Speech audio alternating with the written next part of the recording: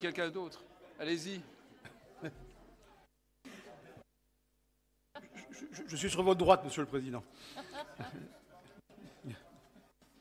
Monsieur le Président, chers collègues, dans votre budget primitif, vous allouez un budget de 456 millions d'euros pour la formation professionnelle et l'apprentissage, dont 105,6 millions d'euros pour le secteur du sanitaire et social. Comme l'année dernière, vous continuez à vous égarer dans la création d'acronymes fantaisistes qui voudraient laisser penser que vous êtes en première ligne sur le front de la lutte contre le chômage dans notre région. Cependant, les résultats sont là. Le taux de chômage officiel avoisine les 10% dans notre région.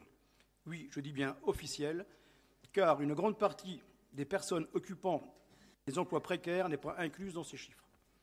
Vous nous parlez de réponses aux défis régionaux en matière d'orientation et de formation, comité de pilotage, action opérationnelle.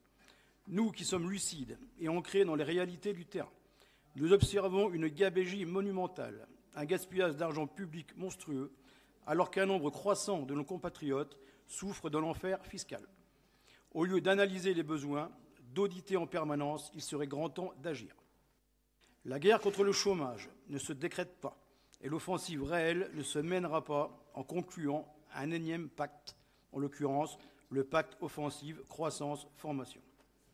Suite à une étude sur le terrain et à l'observation de la mise en œuvre de vos politiques dans les centres de formation locaux des professionnels de santé, infirmiers et aides-soignants, je peux vous dire que l'on est bien loin de l'ambition décrétée à longueur de pacte.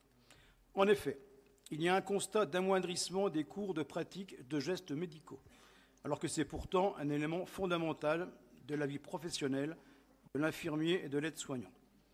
On n'apprend pas tout face à un cahier d'école, mais bien en faisant, en pratiquant. Évidemment, la théorie médicale est indispensable, mais l'accomplissement in concreto l'est tout autant. Même le Césaire, cet organisme à milieu des urgences auxquelles notre pays fait face, déplore un problème évidemment d'appariement entre la demande réelle du terrain et les formations dispensées. Nos amis allemands, dont vous ne cessez de vanter le modèle en bon adorateur zélé de l'Union européenne, ont, eux, pris le taureau par les cornes dans le domaine de la formation. Résultat, le chômage des jeunes est largement sous la barre des 10%, alors qu'en France, il est de 24,8%. Cela s'explique par un modèle de formation pragmatique et une orientation efficace et individualisée. Plus d'un jeune sur deux est passé par l'apprentissage en Allemagne. Alors que les jeunes Allemands doivent faire un choix dès 11-12 ans, au moment de l'entrée dans le premier cycle de l'enseignement secondaire, les jeunes Français se voient théoriquement donner, dès 16 ans, la chance d'obtenir tous les diplômes possibles. Sauf qu'en réalité, les élèves sont marqués à vie par leur orientation, enseignement général, professionnel, différentes séries du baccalauréat. Par filière professionnelle,